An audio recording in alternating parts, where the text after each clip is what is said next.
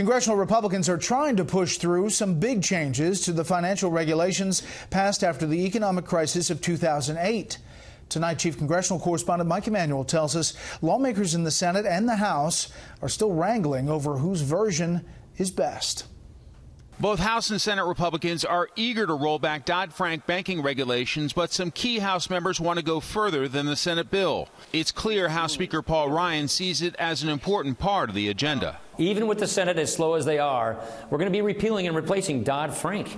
So we're actually getting a great deal done for the country. Last week, White House Budget Director Mick Mulvaney told House members he'd like the Senate bill to include more of their ideas. And to the extent that y'all have done really good work to find ways on a bipartisan basis to improve Dodd-Frank, God bless you, and let's see if we can't add that to the Senate bill. If not, the Senate bill is a great fallback, but if it can get better, why wouldn't we accept that as a really good outcome? 16 Democrats voted for the legislation in the Senate, including some facing what are expected to be tough re-election campaigns and who are co-sponsors of this bill.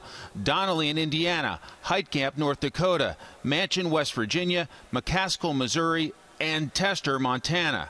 There's a political calculation here because those Democrats are under intense pressure from Ohio Senator Sherrod Brown and Massachusetts Senator Elizabeth Warren and their allies. The American people aren't going to stand by while the big banks and other giant corporations run this economy and this Congress for their own benefit.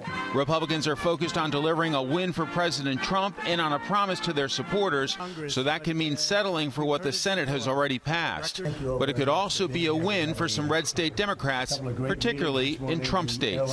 Some of these Democrats, they're risking ire from an energized far-left base to do the right thing in an election year to help people. Good for them. They deserve credit for that if they do that, and Republicans absolutely should not let politics stand in the way here.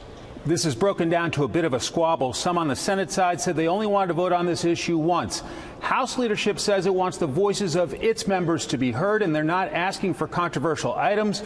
Both sides insist they want to put a bill on the president's desk. Brett? We'll follow it. Mike Emanuel live on the Hill. Mike, thanks.